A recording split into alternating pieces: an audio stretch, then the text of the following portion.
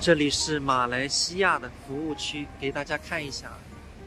就这边几个小店，肯定是没有中国的服务区好。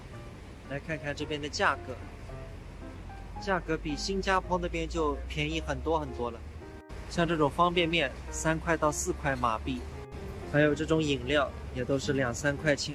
3块马币差不多等于4块5人民币。你们想啊，只隔着一个海一个关口，马来西亚和新加坡的物价就差了好几倍。我们前天在新加坡喝了1小瓶饮料，8元新币，折合人民币就是40几块钱，在马来西亚那边只要2、3块。因为新加坡那边缺东西嘛，所有的东西基本上都是进口。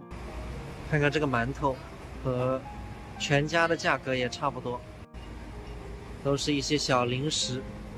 看了一看都不知道要买点什么，这个糖我们国内也都有，这些薯片什么的包里也塞不下。马来西亚这边全家很少，但是有看到他们这边都是 7-Eleven 那种便利店比较多。这些糖也不能买，因为我们马上过那个海关去那个新加坡，去新加坡的话身上的糖都是不能带的，所以现在买了也吃不掉。马来西亚是一个免费医疗的国家，在这边你只要有这里的公民身份证，那看病应该说从小的感冒再到大的那种癌症化疗都是免费的。而且马来西亚的房价确实不贵，我问了当地人，像这边太子城啊、马六甲那种大的楼房都是新房电梯房，3室2厅2卫100平方这种，那基本上是50万马币一套，那折合人民币大概就是75万。那像那种独栋的别墅啊，带2个车位一大栋那种也就100万马币。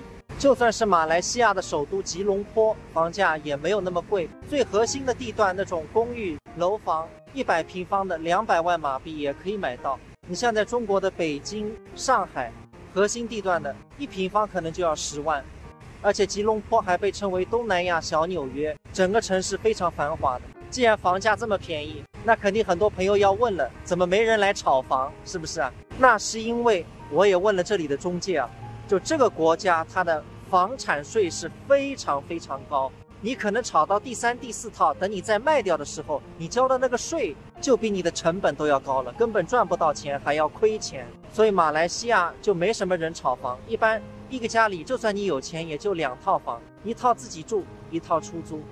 还是拿2罐饮料，冰的。你好 ，This too， 7 ringgit。买好，上车了，继续出发。